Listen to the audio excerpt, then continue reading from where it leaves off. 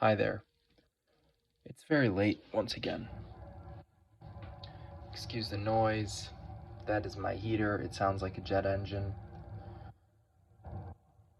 Back to what I was saying. It's very late. In fact, I only did one of these planks the day I was supposed to. Thursday, February 15th. That's the day I was supposed to do these planks. I did 1 minute and 30 seconds on Thursday, February 15th, and I did 9 more of those planks after midnight. And now it is 2:30. 2:30 in the morning. I'm up too late. The really unfortunate thing about these kinds of videos is my brain is ready to go to bed. And it is not much for conversation right now.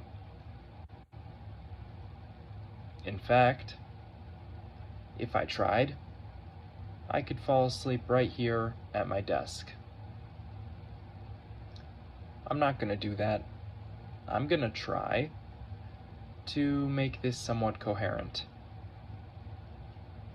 So, one thing I wanted to talk about today was getting hit in the head. And unlike yesterday, today I'm kind of speaking metaphorically. Getting hit in the head, getting beaten down, losing, right? Losing.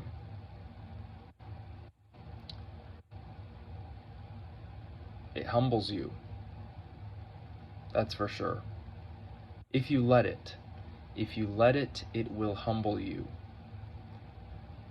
If you don't let it, it will break you. It will destroy you. There is something interesting about real professionals, real elite folks. This interesting thing is that they are able to be humbled. No matter how big their ego, no matter how cocky they are, how confident they are able to be humbled. And this is one of the things that makes them the best of the best, the top of the top. To be humbled is to recognize your own weaknesses. And how else could you get stronger than by recognizing your own weaknesses? Really, how else could you get stronger? Now, sure, there are strong men, there are all sorts of strong people that maybe are not on this side of the coin. They don't like being humbled. They don't let it happen to them. They push through, they carry that ego around, and as a result, how long does it last? How long before they get injured? How long before something breaks? How long? Life will humble you forcefully. Absolutely forcefully. There's certain things that you just can't do yet. Yet. That's a special word. There's certain things that you can't do yet, and you don't even know what they are yet. That's where the humbling part gets in. The part where you get hit in the head. You've got to learn, and learning only comes through struggle. It only comes through toil and turmoil and misunderstanding again and again. Eventually, an understanding is built on a foundation.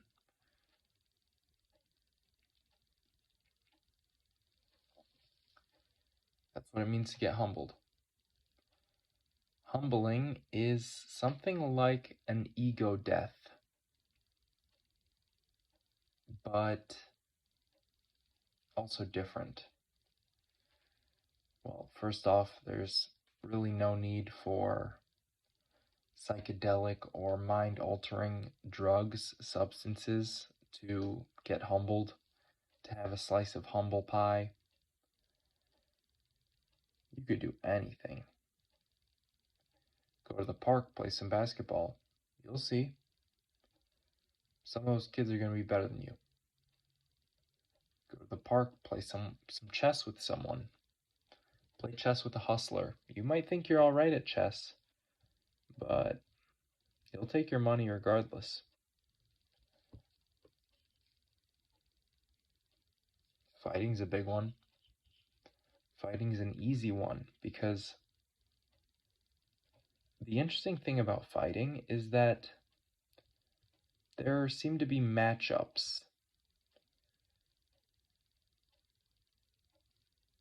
Maybe there is a best of the best, a best strategy, best way to go about it. That's still yet to be determined.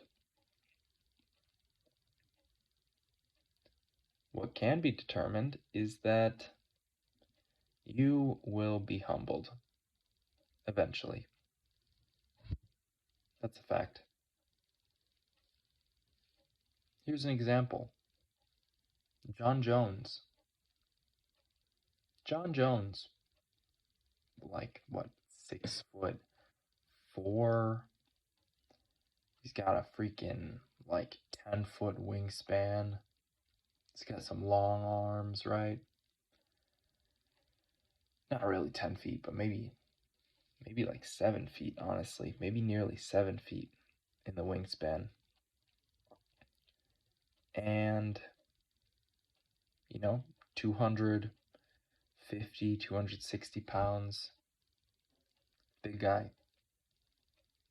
World champion. I think he still holds the UFC heavyweight title. So, world champion. He held the light heavyweight title for a long time, for many years. Many title defenses, fought the best of the best. Never really lost a fight. Not really. Only by disqualification. And yet, he's been humbled. He has been absolutely humbled. I know two situations where John Jones has apparently been humbled. The first one is by his brother. I think his older brother's name is Chandler. He's in the NFL. John Jones's brother is even bigger and taller than him, which is kind of hard to imagine if you're a normal person. Even imagining how big John Jones is kind of hard to imagine. 250 pounds, like 6'4". That's a big man. That's a very big man. And to think, put that guy next to someone who could pick him up by the wrists. Literally. That's the story I heard. John Jones was sitting down, his brother came up, grabbed his wrists, and just picked him up. Picked him straight up. That's a crazy thing to do. And the other person who I've seen apparently humble him is Gordon Ryan. Gordon Ryan is, I believe, Jiu-Jitsu world champion. I don't know what their categories are, but like multiple time Jiu-Jitsu world champion. And well, he's a black belt, first of all. I think John Jones might be a black belt too. But there's levels to these things, even among the best. Gordon Ryan can take him down. Gordon Ryan can submit him. Gordon Ryan can toy with him on the mat. Maybe not toy with him, but make him really struggle. Make him really struggle. Really humble him. Show him something that he didn't know. And these guys that are at the best of the best are able to take that and make it a part of themselves. Now, I'm not ready to group myself with those kinds of people yet, but I've got an open mind. And I understand when I've got a weak point. Today, or I guess yesterday, first I'll say this. Yesterday's video was about getting hit in the face. Getting hit in the face literally. And I got hit quite a bit in the head. From sparring, in sparring.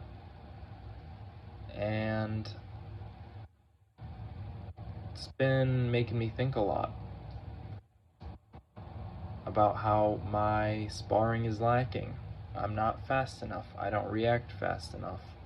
My moves are maybe easier to read. Maybe they're slow. Something about the way I fight can be taken advantage of.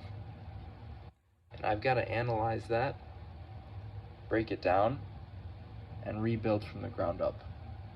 Or at least from a stable foundation.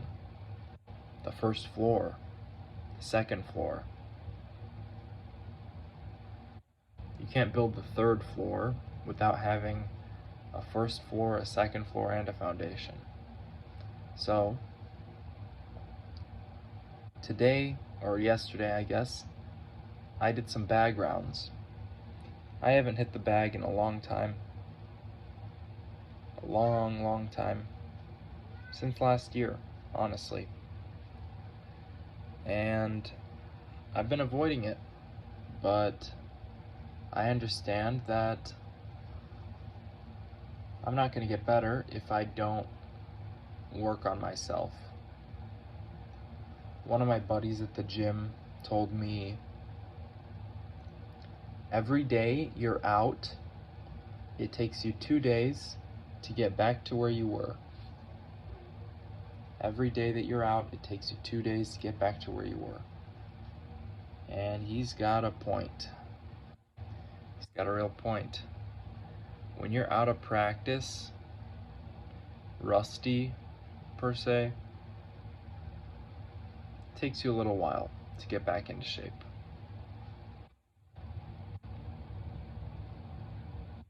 If you look at these really high level guys, they're practicing their art, their craft every single day. They're always trying to be at their peak.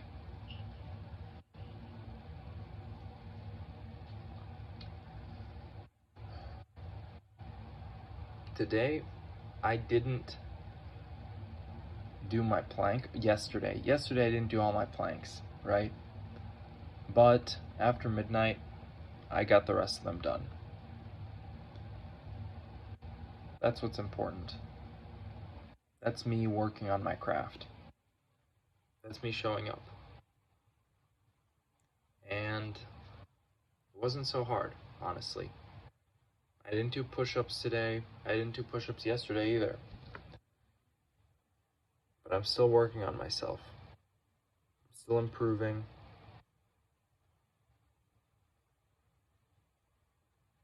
I'm tired. I think the coherency is starting to fade.